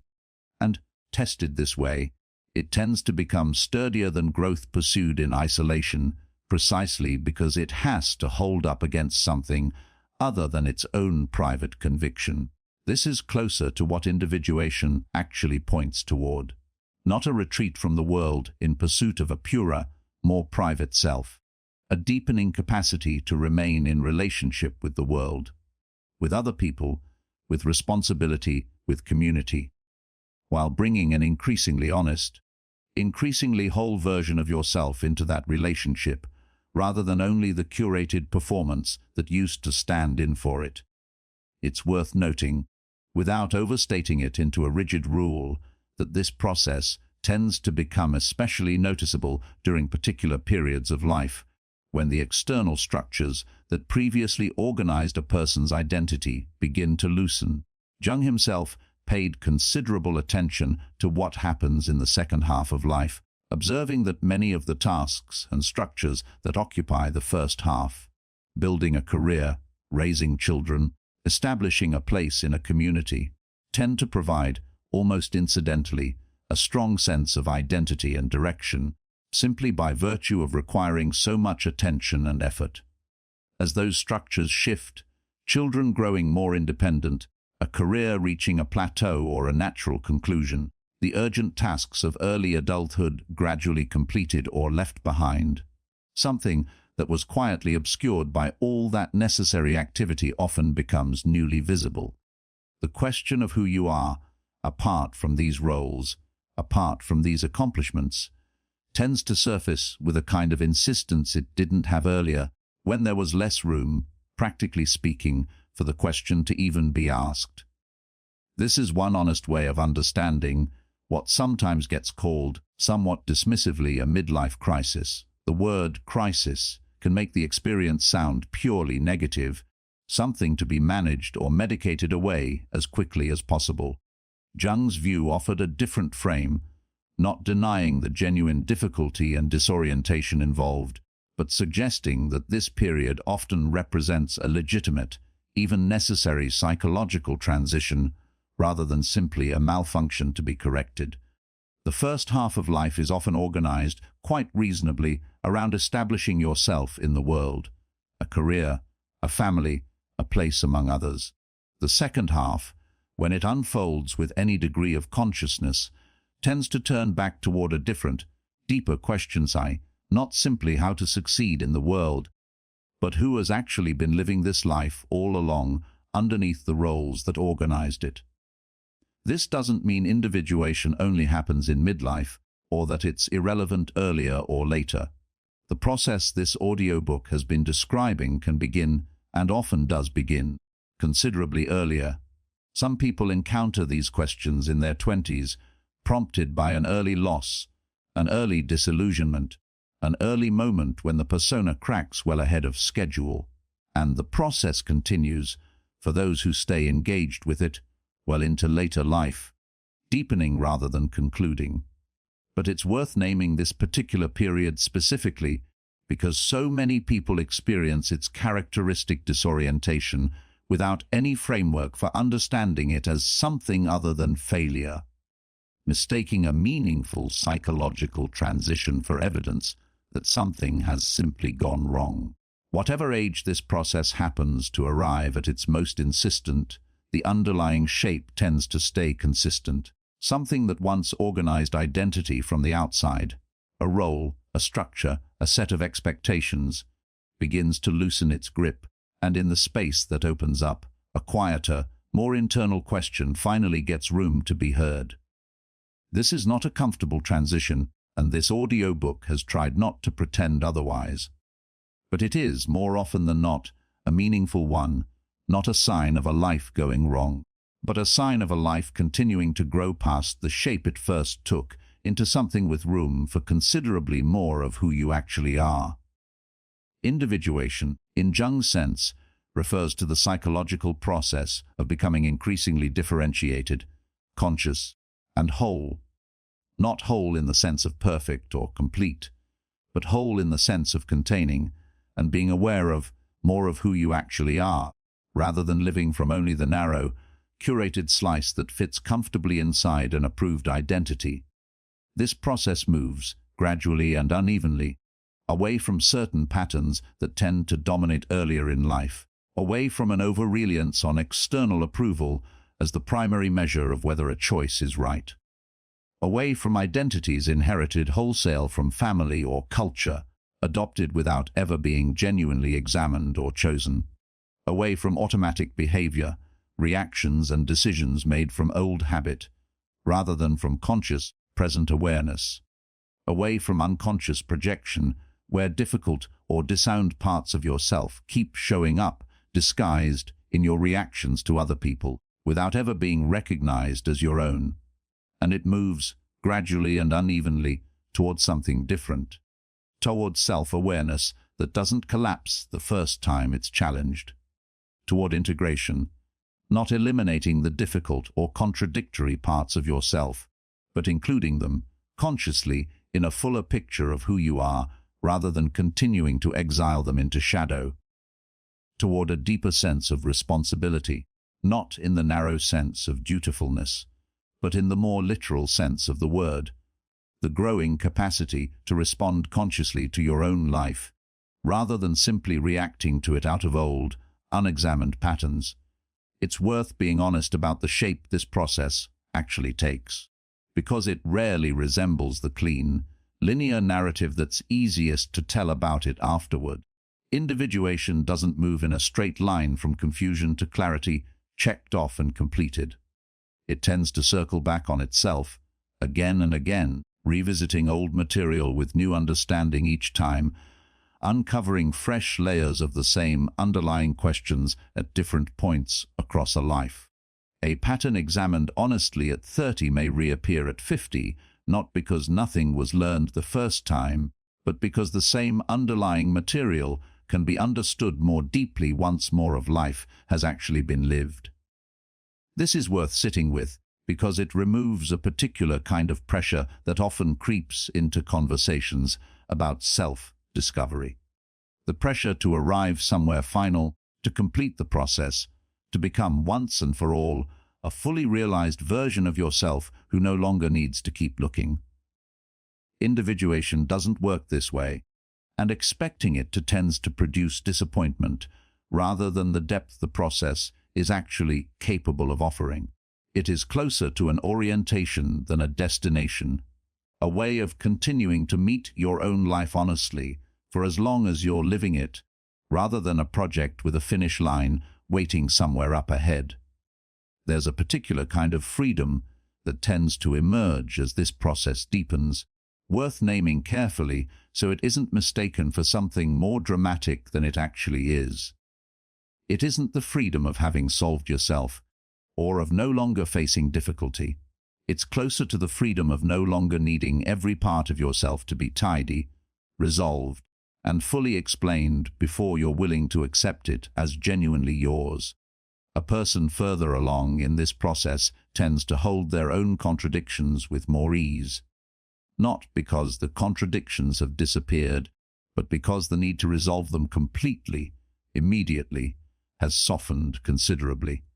This softening tends to change how a person relates to their own mistakes as well. Rather than treating an error as evidence of some fundamental flaw requiring urgent correction, it becomes easier to see a mistake as simply part of an ongoing, imperfect, entirely human process. Worth learning from, certainly, but not worth the kind of harsh, identity-level judgment that often follows earlier in the process, before this particular kind of self-acceptance has had time to develop. It's worth returning here to something raised earlier in this audiobook. Individuation is not the discovery of a hidden, perfect self waiting patiently to be uncovered, fully formed, the moment enough layers get peeled away. That version of the idea, appealing as it sounds, tends to set people up for disappointment, because it implies a finished, ideal self exists somewhere underneath the mess, if only the mess could finally be cleared away completely. What actually tends to happen looks different, and in its own way more honest. Rather than uncovering someone new, the process gradually reveals more of the person who was always there. Messier than the polished persona allowed for, more contradictory than a single tidy narrative could easily contain, but also in a way that becomes clearer over time, more genuinely whole than the narrower, more curated version ever was. This is the deeper meaning behind the word wholeness, as Jung tended to use it. Not perfection, not the elimination of difficulty, contradiction, or struggle. Simply the inclusion of more of what's actually there, shadow and light, strength and vulnerability, the parts that earned approval and the parts that were quietly hidden away because they didn't, held together, consciously, as a single, complex, ongoing person, rather than fragmented into an acceptable performance and a disowned remainder kept carefully out of view. Something changes, gradually and often without a single clear turning point, as this process continues to unfold across months and years. You may notice, at some point, that you no longer need quite as much external confirmation before you trust your own sense of a situation, not because other people's opinions have stopped mattering entirely. They still do, and they should, but because there's a steadier internal reference point developing alongside them, one that doesn't collapse the instant it meets disagreement. This shift tends to show up first in small, almost unremarkable moments.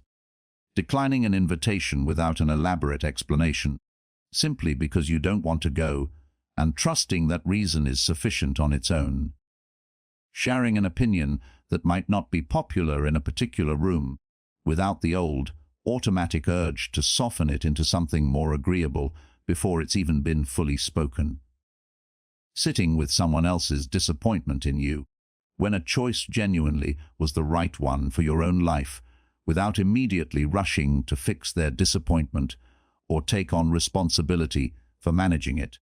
None of this happens because you've become indifferent to other people, and it's worth being clear about that distinction, since it's easy to mistake growing self-possession for coldness. The goal was never to stop caring what others think or feel. It's to stop allowing every external opinion to determine your sense of who you are, moment to moment, decision to decision. There's a real difference between genuinely caring about someone's feelings and needing their approval in order to feel secure in your own identity. The first is connection. The second is dependency, however well it can disguise itself as ordinary consideration. Being comfortable with your own complexity tends to develop alongside this shift, and it's worth spending real time on, because it changes something fundamental about how a person moves through the rest of their life. For a long time, complexity can feel like a problem to be resolved. The discomfort of holding two things that don't fit neatly together, the pressure to decide, once and for all, which version of yourself is the real one. As this process deepens, that pressure tends to ease. You may become capable of being both ambitious and content, both fiercely independent and genuinely in need of others, both confident in some areas and uncertain in others, without experiencing the coexistence of these traits as a contradiction requiring resolution. They simply become part of the fuller, more accurate picture of who you actually are. Boundaries tend to become easier to hold as well, though not necessarily easier to set in the first place. That discomfort often remains, even for people considerably further along in this process. What changes is the internal experience of holding a boundary once it's been set.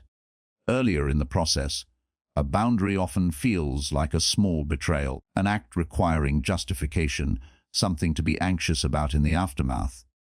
Later, a boundary can be held more simply, as an honest expression of an actual limit, without requiring the same degree of internal negotiation each time.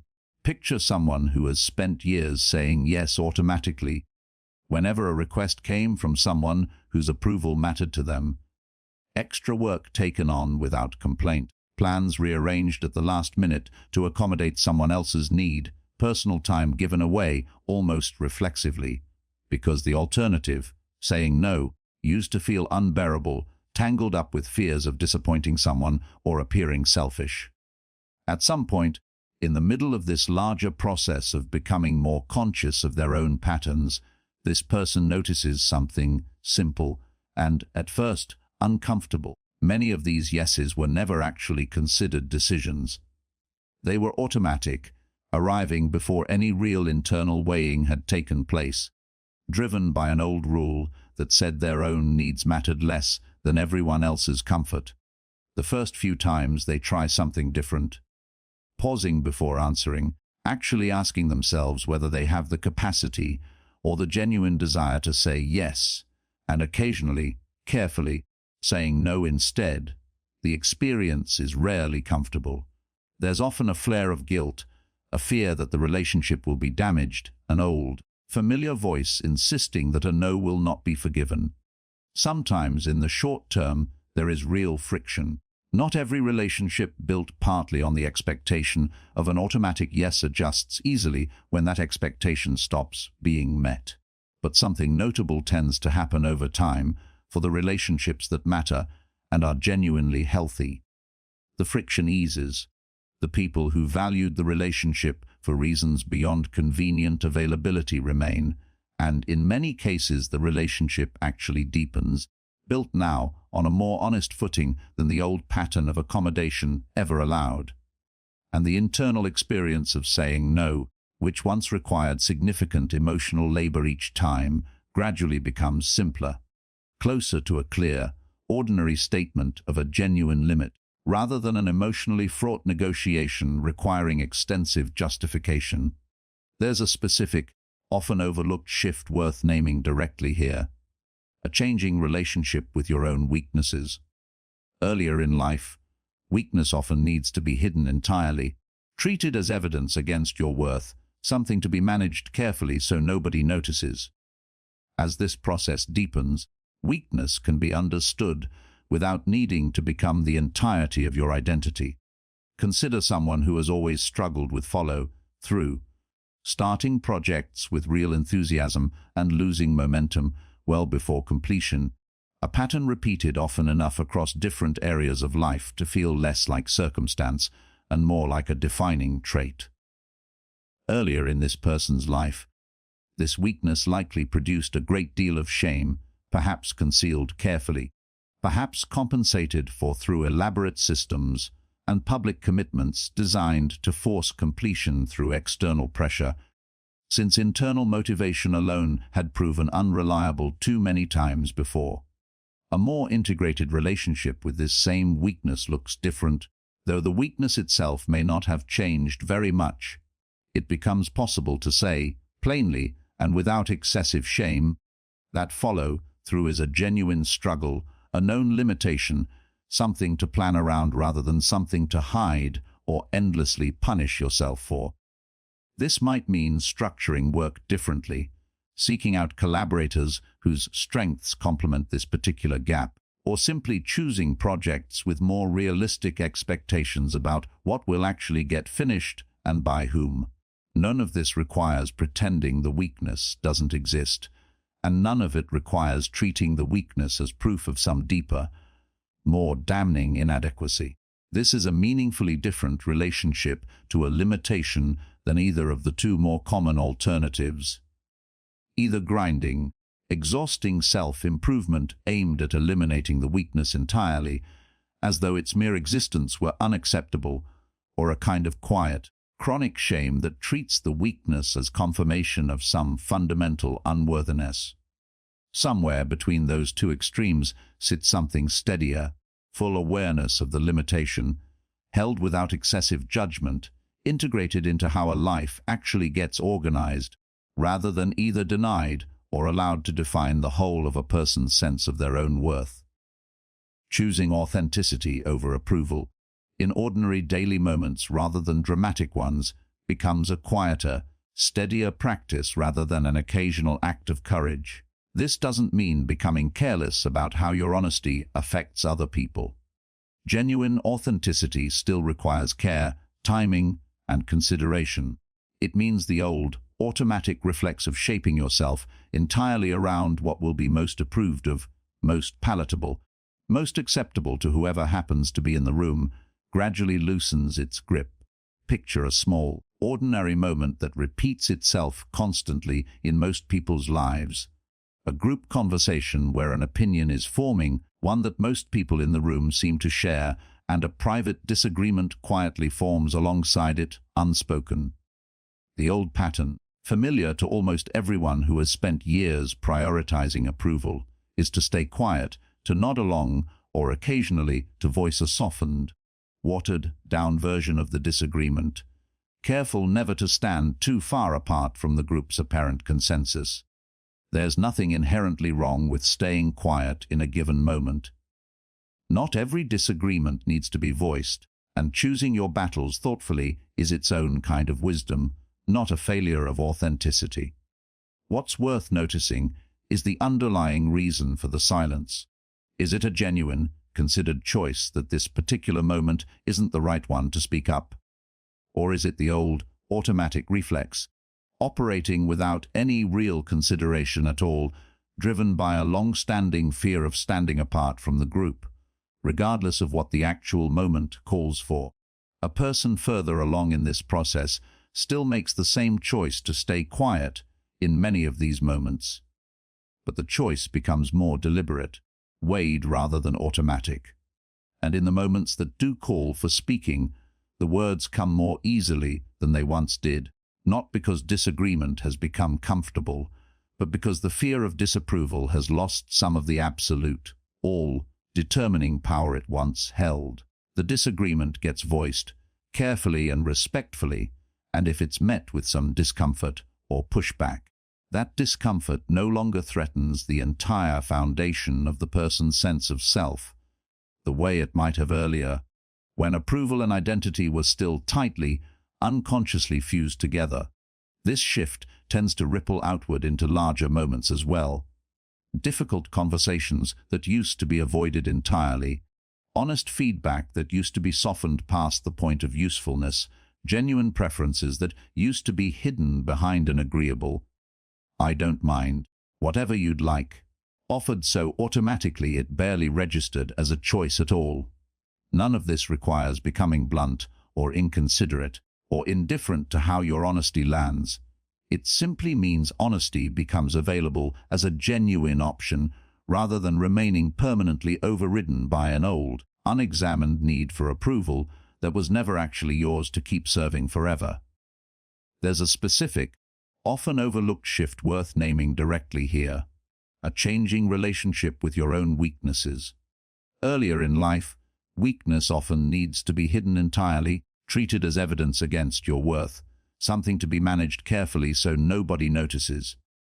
As this process deepens, weakness can be understood without needing to become the entirety of your identity.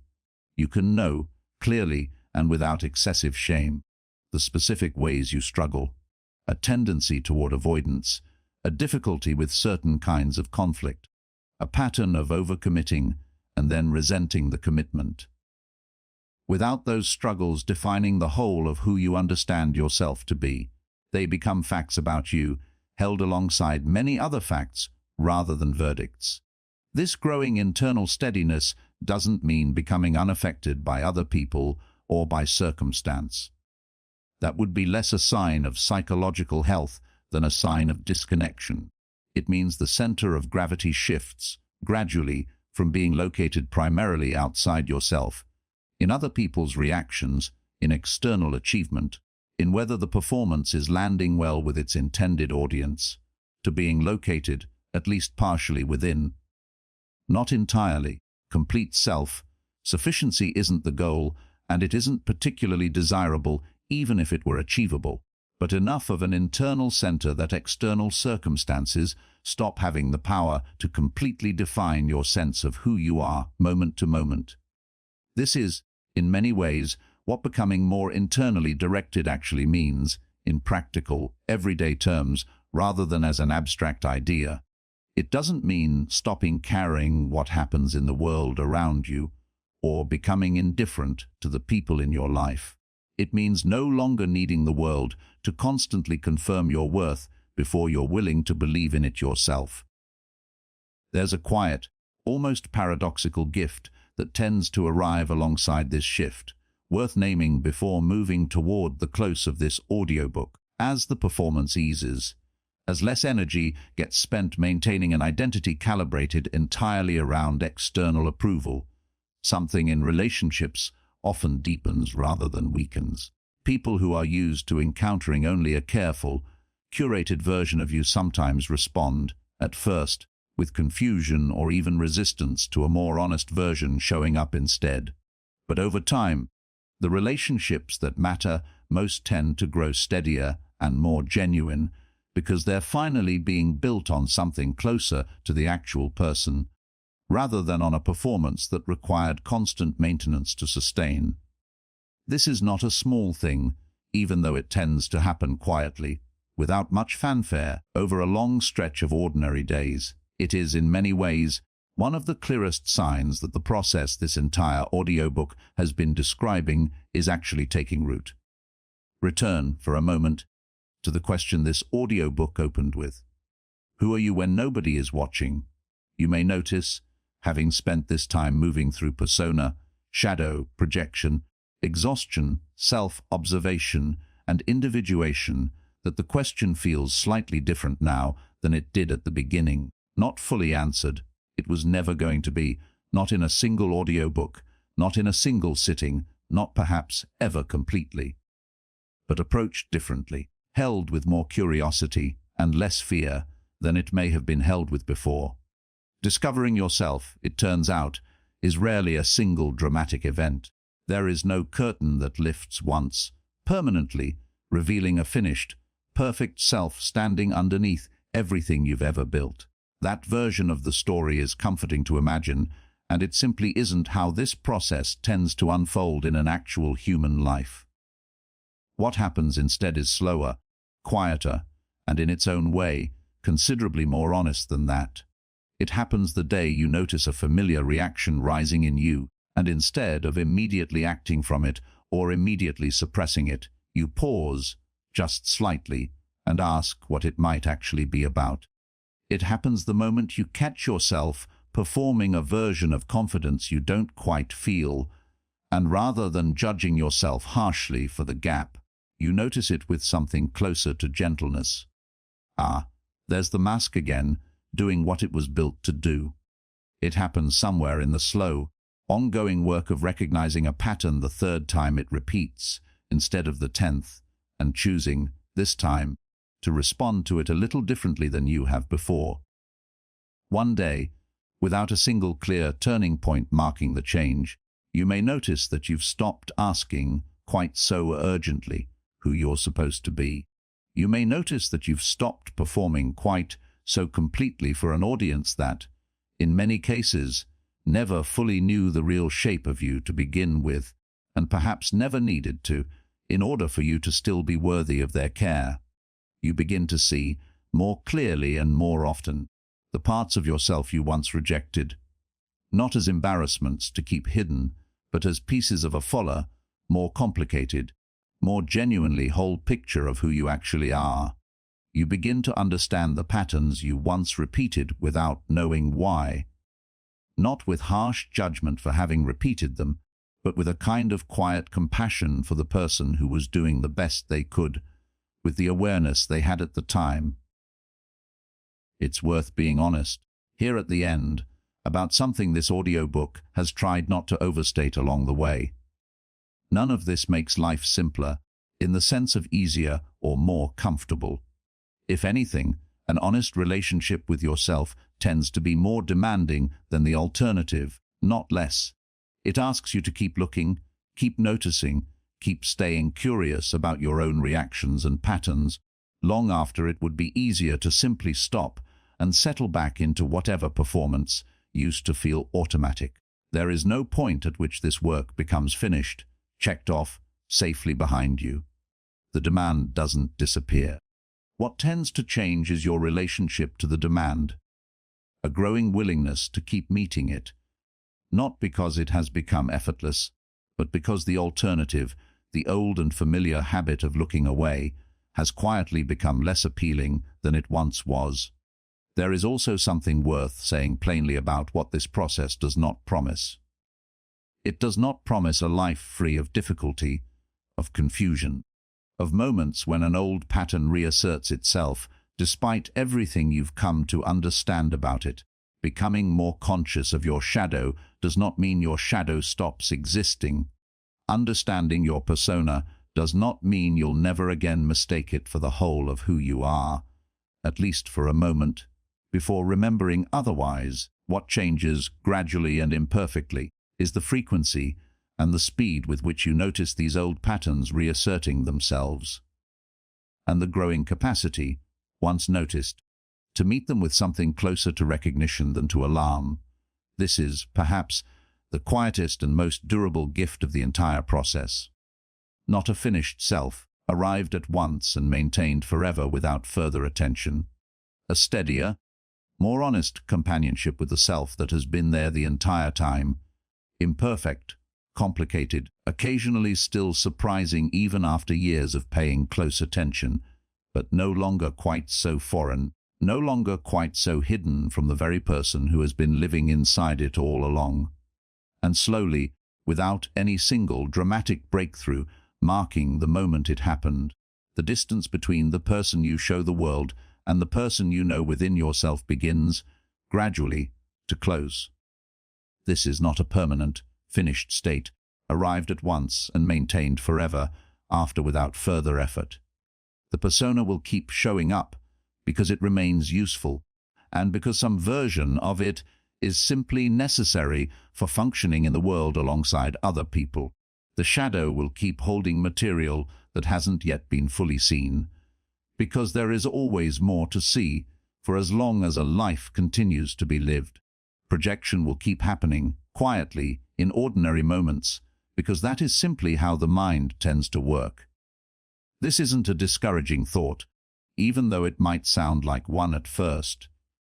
It's simply an honest description of what an ongoing relationship with yourself actually looks like, rather than a problem waiting for a final, permanent solution. Perhaps meeting your true self was never about discovering someone hidden, some separate, more perfect version of you, waiting quietly beneath the surface for the right moment to finally emerge, fully formed.